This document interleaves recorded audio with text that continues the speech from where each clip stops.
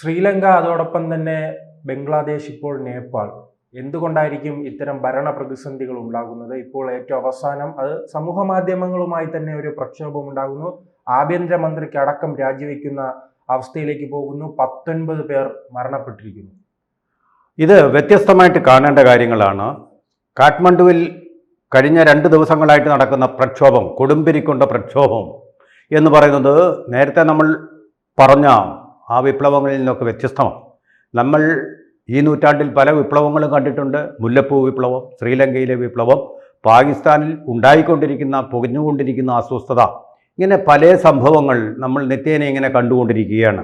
അപ്പോൾ ഏറ്റവും കൂടുതൽ ഇപ്പോൾ ഓസ്ട്രേലിയയിൽ വർണ്ണവെറി മൂലം ഇന്ത്യക്കാർ, അതുപോലെ തന്നെ ഏഷ്യക്കാരൊക്കെ, കറുത്ത നിറമുള്ളവരൊക്കെ അവിടം വെട്ടുകൊള്ളണമെന്ന് പറഞ്ഞ കൂറ്റൻ പ്രകടനം കഴിഞ്ഞ ദിവസം ഓസ്ട്രേലിയ കണ്ടതേ ഉള്ളൂ.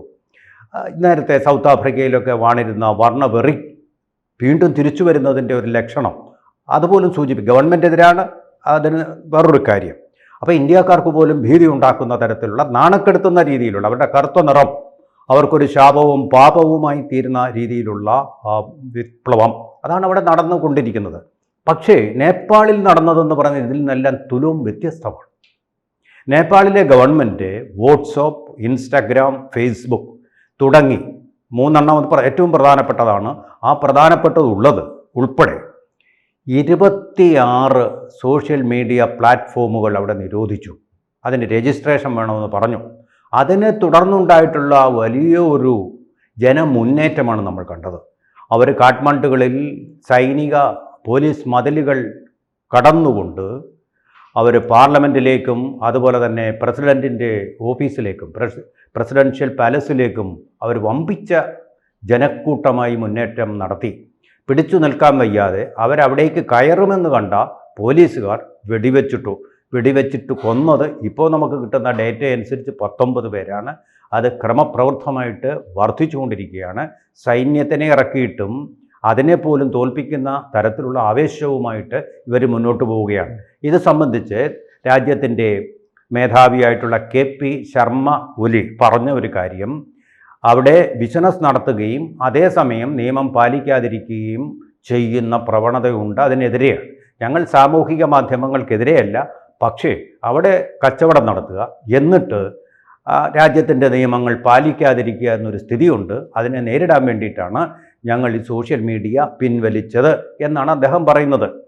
അവിടെ 2 കാര്യങ്ങളുണ്ട്. ഒന്ന്, കച്ചവടം ചെയ്യുന്നതിൽ ഭൂരിഭാഗം ആളുകളും ഇന്ത്യയിൽ നിന്നുള്ളവരാണ്, പ്രത്യേകിച്ച് ഹിന്ദി സംസാരിക്കുന്ന ഉത്തരേന്ത്യക്കാരായിട്ടുള്ള ആൾക്കാർ ആണ്.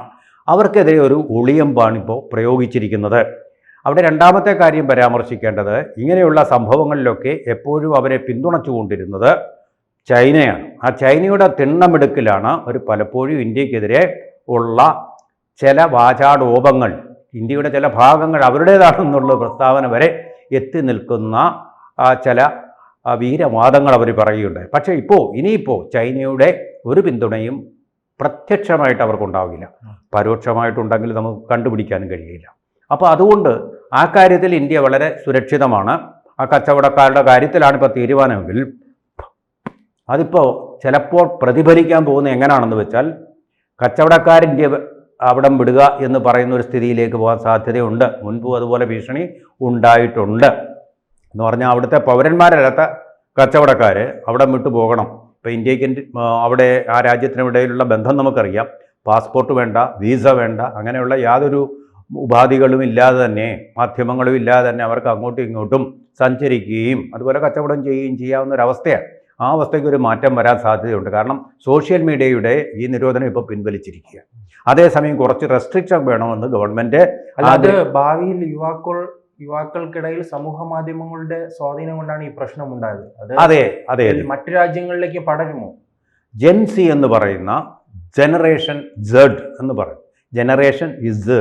എന്ന് പറയുന്ന ഒരു സംഘടനയാണ് ഈ പ്രക്ഷോഭവുമായിട്ട് മുന്നോട്ട് പോകുന്നത്. ഇവിടെ ശ്രദ്ധിക്കേണ്ടത് ശ്രീജിത്ത് പറഞ്ഞ ഈ കാര്യം തന്നെയാണ്. നമുക്ക് വെള്ളം, വായു, ഭക്ഷണം ഇവയില്ലാതെ വേണമെങ്കിലും ജീവിക്കാം. പക്ഷേ ഈ സോഷ്യൽ മീഡിയ ഇല്ലാതെ ജീവിക്കാൻ പറ്റാത്ത ഒരു രീതിയിലേക്കാണ് അത്രയൊന്നും വികസിതമല്ലാത്ത രാജ്യമായിട്ടുള്ള നേപ്പാളിൽ പോലും സ്ഥിതി. കാഠ്മണ്ഡുവിലെ പോലെ യാഥാസ്ഥിതികമായിട്ടുള്ള പശുപതിനാഥ് ക്ഷേത്രത്തിൻ്റെ നാടായിട്ടുള്ള കാഠ്മണ്ഡുവിൽ പോലും ഈ സോഷ്യൽ മീഡിയ ശ്വസിക്കാതെ ഒരു നിമിഷം ജീവിക്കാൻ പറ്റാത്ത ഒരവസ്ഥയിലാണ് ആളുകൾ. ഇന്ത്യയിലേക്ക് വന്നു കഴിഞ്ഞാൽ ചെറുപ്പക്കാർക്ക് മാത്രമല്ല ഇത് ആവേശം ജനിപ്പിക്കുന്നത്. 60ഉം 70ഉം വയസ്സ് കഴിഞ്ഞിട്ടുള്ള നമ്മുടെ പഴയ ജനറേഷനിൽപ്പെട്ട ആൾക്കാർ പോലും സോഷ്യൽ മീഡിയയുടെ അഡിക്റ്റുകളാണ്, ഡിജിറ്റൽ അഡിക്റ്റുകളാണ്, ഡിജിറ്റൽ പേയ്മെൻറ്റുകൾ നടത്തുന്നത്. അത് രാജ്യത്തിനേക്കാൾ വളരെ മുന്നോട്ട് പോയിട്ടുള്ള ഒന്നാണ് ഇന്ത്യയുടെ ഈ കാര്യത്തിലുള്ള ഇക്കോസിസ്റ്റം എന്ന് പറയുന്നത്, ഒരു സംശയമില്ല. പക്ഷേ അതിലൊരു രണ്ടാമതോ മൂന്നാമതോ നാലാമതോ വരുന്ന നേപ്പാളിൽ പോലും അതിനെതിരെയുള്ള നിരോധനം ഇത്രമാത്രം ഇമ്പാക്റ്റ്, അത് ഒരു ജനാധിപത്യ രാജ്യത്ത് എപ്പോഴും നമ്മുടെ ഉണ്ടാകുന്ന ടെൻഷൻസ്, അതുപോലെ പ്രഷേഴ്സ്, അതുപോലെ സ്ട്രെസ്, ഇതൊക്കെ പുറത്തേക്ക് കളയാനുള്ള ഔട്ട്ലെറ്റുകൾ ധാരാളമായിട്ടുള്ള ഒരു രാജ്യമാണ്. എന്നിട്ട് പോലും അവിടെ ഇങ്ങനെ വരുന്നു എന്നുള്ളതാണ്. ഞാൻ നേരത്തെ മെൻഷൻ ചെയ്തതിൽ ഒരു കാര്യം മറന്നുപോയി. ചൈനയിലെ ടിയാനമൻ ചത്വരത്തിലെ പ്രതിഷേധം, അത് ജനാധിപത്യത്തിൻ്റെ വായു ശ്വസിക്കാൻ വേണ്ടിയായിരുന്നു. ഇവിടെ അങ്ങനെയല്ല, നേരെ വിപരീതമായിട്ട് ശ്വസിച്ചുകൊണ്ടിരുന്ന വായു തടഞ്ഞ ഗവൺമെൻറ്റിനെതിരെയുള്ളതാണ്. ആ വ്യത്യാസം, ആ കോൺഫ്ലിക്റ്റ്, ആ ഡൈക്കോട്ടമി നമ്മൾ ശരിയായിട്ട് മനസ്സിലാക്കണം, അനലൈസ് ചെയ്യണം. അതാണ് ഇവിടെ. ജനാധിപത്യം ഇല്ലാഞ്ഞിട്ടല്ല, മറിച്ച് ജനാധിപത്യ ഗവൺമെൻറ് സോഷ്യൽ മീഡിയകളെ അട്ടിമറിക്കുന്നു. ഇവിടെ വളരെ പ്രധാനപ്പെട്ട ഒരു സോഷ്യൽ മീഡിയ എന്ന് പറയുന്നത് എത്രമാത്രം ഇമ്പാക്റ്റാണ് ഒരു ജനാധിപത്യ രാജ്യത്തിൽ ഉണ്ടാക്കുന്നത് എന്നുള്ളതിൻ്റെ ഉദാഹരണം. ഇനി വേറൊരു കാര്യം കൂടെ പറയാം. ബീഹാറിൽ തേജസ്വി യാദവും അതുപോലെ രാഹുൽ ഗാന്ധിയും കൂടി നടത്തിയ ഒരു പ്രക്ഷോഭം എന്ന് പറയുന്നത് ഇന്ത്യ മുഴുവൻ ഇങ്ങനെ ഒരു കലഹം ഉണ്ടാക്കാൻ ഉദ്ദേശിച്ചു തന്നെയുള്ളതായിരുന്നു. ഇങ്ങനെ പോലീസ് ബാരിക്കേഡുകൾ തകർത്ത് കയറുക, വെടിവെപ്പുകൾ ഉണ്ടാവുക, രക്തസാക്ഷികളെ സൃഷ്ടിക്കുക, പുന്നപ്ര വയലാറിലെ പോലെ. അതിൻ്റെ മറവിൽ വിജയം നേടാൻ വേണ്ടി നടത്തിയ ഒരു പ്രക്ഷോഭമായിരുന്നു. അത്രമാത്രം പ്രൊവക്കേഷൻ, പ്രകോപനങ്ങൾ ഉണ്ടാക്കുന്ന തരത്തിലുള്ള മുദ്രാവാക്യങ്ങളും കള്ളങ്ങളും, നീചമായ കള്ളങ്ങളും പറഞ്ഞുകൊണ്ട് ആണ്. അവർക്ക് കുറേ പത്രക്കാരായ സ്തുതിപാഠകരുമുണ്ട്. അവർ അതിന് വെച്ച് വിളമ്പി കൊടുക്കുകയും ചെയ്തു. അതിന് വലിയ തോതിലുള്ള വ്യാജ പ്രചാരണങ്ങൾ, ഇല്ലാത്ത മേനി അതിന് കൊടുക്കുകയും ചെയ്തു. മാതൃഭൂമിയുടെ മനോജ് മേനോനെ പോലെ ഇവർക്ക് വേണ്ടിയിട്ട് താരാട്ടുപാട്ടുകൾ പാടാനും അതുപോലെ തന്നെ സ്തുതിഗീതങ്ങൾ ചമയ്ക്കാനും ഇരിക്കുന്ന നാണംകെട്ട നികൃഷ്ടരായിട്ടുള്ള മാധ്യമപ്രവർത്തകർ അതിന് കൊടി പിടിച്ചു, രാജ്യവിരുദ്ധമായ പ്രക്ഷോഭത്തിന്. അങ്ങനെയുള്ള ഒരു സ്ഥിതി ഇന്ത്യയിലുണ്ട്. അപ്പോൾ ഊതിപ്പെരിപ്പിക്കാൻ ഒരു പൊരി ഉണ്ടെങ്കിൽ അത് ഊതിപ്പെരിപ്പിക്കാൻ കുറച്ച് മീഡിയ, സോഷ്യൽ മീഡിയ എല്ലാം സപ്പോർട്ട് ചെയ്തത് നരേന്ദ്രമോദി ഗവൺമെൻറ്റിനെയാണെന്ന് നമ്മൾ ഓർക്കണം. സോഷ്യൽ മീഡിയയിൽ ഏറ്റവും അധികം പോപ്പുലറായിട്ടുള്ള നരേന്ദ്രമോദിയെയാണ്. പത്രക്കാർ പക്ഷേ നമ്മുടെ കേരളത്തിലെ മാപ്പറകൾ ഉൾപ്പെടെ പിന്തുണച്ചത് ഈ കോക്കാംബീച്ചി നാടകത്തെയാണ്, കള്ളം പറഞ്ഞുള്ള വ്യാജ പ്രചരണത്തെയാണ് കൈയടിച്ച് പ്രോത്സാഹിപ്പിച്ചുകൊണ്ടിരുന്നത്. നമ്മൾ മറന്നുകൂടാ. ദേശവിരുദ്ധമായിട്ടുള്ള സെൻട്രിഫ്യൂഗലായിട്ടുള്ള പ്രവണതകളെയാണ് ഇപ്പോഴും അവർ പിന്തുണച്ചുകൊണ്ടിരിക്കുന്നത്. അതാണ് നമ്മുടെ രാജ്യത്തിൻ്റെ ഐക്യദാർഢ്യം.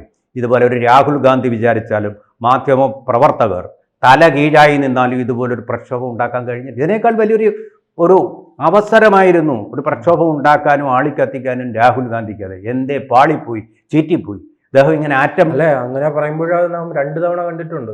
ഈ പൗരത്വ ഭേദഗതി സമയത്തും കാർഷിക പ്രക്ഷോഭങ്ങൾ സമയത്തും കണ്ടിട്ടുണ്ടല്ലോ. അത് കൺസ്യൂമേറ്റ് ചെയ്തു. അതങ്ങനെയാണല്ലോ കാർഷിക ബില്ല് പിൻവലിച്ചത്. അത് അങ്ങനെ പോയാൽ ശരിയാവില്ല. അത് വേണ്ടത്ര ഡിപ്ലോമാറ്റിക്കായിട്ട് ചിന്തിക്കാനും 2 അടി മുന്നോട്ട് പോയ ശേഷം 1 അടി പിന്നോട്ട് പോകാനും കഴിയുന്ന ഒരാളാണ് നരേന്ദ്രമോദി. പ്ലയബിളാണ്. അതുകൊണ്ടാണ് അവിടെ ഒരു വലിയൊരു സംഘർഷത്തിലേക്ക്, ഇതുപോലൊരു പ്രക്ഷോഭത്തിലേക്ക് അത് പോകാതെ വന്നത്. നഷ്ടം സംഭവിച്ചത് ചെങ്കോട്ടയ്ക്ക് മാത്രം. ചെങ്കോട്ടയിൽ അതിൻ്റെ പവിത്രതയിൽ സിഖ് തീവ്രവാദികളുടെ കൊടി ഉയർന്നു എന്നുള്ളൊരു ദോഷമേ അതിന് സംഭവിച്ചുള്ളൂ. അപ്പോൾ ഇവിടെ ഒരു കലാപം ഉണ്ടാക്കാനുള്ള രാഹുൽ ഗാന്ധിയുടെയും കമ്പനിയുടെയും ശ്രമങ്ങളെല്ലാം പരാജയപ്പെടുകയാണ് ചെയ്യുന്നത്. ഇതിൽ കൂടുതലൊരു ഹൈഡ്രജൻ ബോംബോ ആറ്റം ബോംബോ ഇനി പൊട്ടിക്കാനില്ലാത്ത പോലെ, മറിച്ചിപ്പോൾ കോൺഗ്രസിൽ തന്നെ ആറ്റം ബോംബുകളും ഹൈഡ്രജൻ ബോംബുകളും എല്ലാം പൊട്ടിക്കൊണ്ടിരിക്കുന്ന ഒരു കാഴ്ചയാണ് ഇവിടെ കാണുന്നത്. അതെല്ലാം തിരിച്ചടിച്ചുകൊണ്ട് ബൂമറാങ് ചെയ്യുമ്പോൾ ഇപ്പോൾ ആഭ്യന്തരമന്ത്രി രാജിവെച്ചു. നേപ്പാൾ ഇമ്പാക്റ്റ് ഉണ്ടായി കഴിഞ്ഞു. അധികകാലം പിടിച്ചു നിൽക്കാൻ ഈ പട്ടാളത്തിനോ ഭരണകൂടത്തിനോ കഴിയും. അവിടെ ഒരു ഭരണ അട്ടിമറി അങ്ങനെ ഒരു സംഭവത്തിലേക്ക് പോവുകയാണെങ്കിൽ ഇന്ത്യക്ക് വീണ്ടും തലവേദനയാകുമല്ലോ. നാം ബംഗ്ലാദേശിൽ കണ്ടതാണ്. വലിയ രീതിയിലുള്ള പലായനം ഇന്ത്യയിലേക്ക് ഉണ്ടാകും. അത് ഇന്ത്യയെ പ്രതിസന്ധിയിലാക്കും. നേപ്പാളുമായിട്ടുള്ള ബോർഡറിൽ നമുക്ക് ജാഗ്രത പുലർത്താൻ കഴിയും. കാരണം അവിടെ ഒരു മമതാ ബാനർജി ഇല്ല നമുക്ക് തടസ്സമായിട്ട്. വേലി കെട്ടാൻ സമ്മതിക്കാത്ത ഒരു മമതാ ബാനർജി എന്ന് പറഞ്ഞ വഴക്കാളി, ഞാൻ ആ വാക്ക് ഉപയോഗിക്കുകയാണ് ക്ഷമാപണത്തോടു കൂടി. ആ വഴക്കാളി അവിടെ ഇല്ലാത്തതുകൊണ്ട് കാര്യങ്ങൾ സുഗമമായിട്ട് അവിടെ നടക്കും. അത് അധികമായിട്ടുള്ള ഇൻഫ്ലക്സ് ഉണ്ടായാൽ തീർച്ചയായിട്ടും ബീഹാറിൻ്റെ അതിർത്തിയിൽ നിതീഷ് കുമാർ അതിനെ തടയും. കാരണം ഇന്ത്യയുടെ ഭാഗമായിട്ടുള്ള ഒരു മുഖ്യമന്ത്രിയാണ് അവിടെ ഭരിക്കുന്നത് കൊണ്ടുള്ളൂ. തന്നെയില്ല, ചൈന എന്ന് പറയുന്ന രാജ്യം ഇക്കാര്യത്തിൽ ഇന്ത്യക്കെതിരായിട്ടുള്ളൊരു നിലപാട് തൽക്കാലം സ്വീകരിക്കാനുള്ള ഒരു സാധ്യതയും കാണുന്നുമില്ല. കൂടുതൽ വാർത്തകളും വിശേഷങ്ങളും നിങ്ങളിലേക്ക് എത്താൻ ABC മലയാളം സബ്സ്ക്രൈബ് ചെയ്യുക, ബെൽബട്ടനും അമർത്തുക.